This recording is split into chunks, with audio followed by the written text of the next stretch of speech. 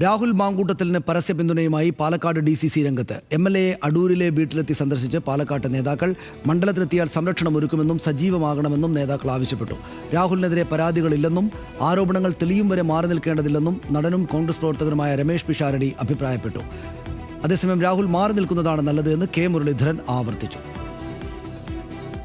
പ്രതിഷേധങ്ങൾ തണുപ്പിക്കാൻ വീട്ടിൽ തുടരുന്ന രാഹുൽ മാങ്കൂട്ടത്തിൽ വൈകാതെ മണ്ഡലത്തിൽ സജീവമാകുമെന്ന വാർത്തകൾ പുറത്തുവന്നതിന് പിന്നാലെയാണ് DCCയുടെ നീക്കം. രാഹുലിനെ പാർട്ടിയിൽ നിന്നും പാർലമെന്ററി പാർട്ടിയിൽ നിന്നും സസ്പെൻഡ് ചെയ്തിട്ടും രാഷ്ട്രീയ തണലൊരുക്കുകയാണ് Congress. Palakkad block committee president CV Satheesh, മണ്ഡലം പ്രസിഡന്റുമാർ ഉൾപ്പെടെ 6 പേർ രാഹുലിനെ അടൂരിലെ വീട്ടിലെത്തി സന്ദർശിച്ചു. മണ്ഡലത്തിലെത്തിയാൽ രാഷ്ട്രീയ സംരക്ഷണം നൽകുന്നതുൾപ്പെടെയുള്ള കാര്യങ്ങളിൽ ഉറപ്പ് നൽകി. എന്നാൽ അസുഖബാധിതയായ രാഹുലിന്റെ അമ്മയുടെ ആരോഗ്യ വിവരങ്ങൾ അന്വേഷിച്ചറിയാൻ എത്തിയതാണ് എന്നായിരുന്നു നേതാക്കളുടെ പ്രതികരണം.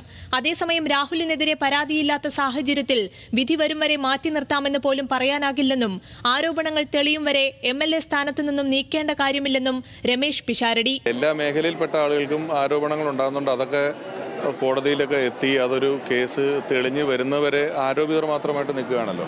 രാഹുലിനെ പാലക്കാട് DCC പിന്തുണയ്ക്കുമ്പോഴും കോൺഗ്രസിൽ ഒരു വിഭാഗത്തിന് എതിർപ്പുണ്ടെന്നാണ് വിവരം. രാഹുൽ സഭയിലെത്താതെ മാറി നിൽക്കുന്നതാണ് നല്ലതെന്ന് K മുരളീധരൻ. രാഹുൽ മാങ്കൂട്ടത്തിൽ സഭയിൽ വരുമ്പോൾ അദ്ദേഹത്തിനെ ചൂണ്ടിക്കാണിച്ചിട്ടായിരിക്കും ചർച്ചകൾ മുഴുവൻ. ഇപ്പോൾ 2 ദിവസം പ്രതിപക്ഷത്തിന് നന്നായി പെർഫോം ചെയ്യാൻ കഴിഞ്ഞു. നേരെ മറിച്ച് രാഹുൽ ഉണ്ടായതെങ്കിൽ എല്ലാവരും അതിലേക്ക് ശ്രദ്ധ ഡൈവേർട്ട് ചെയ്യും.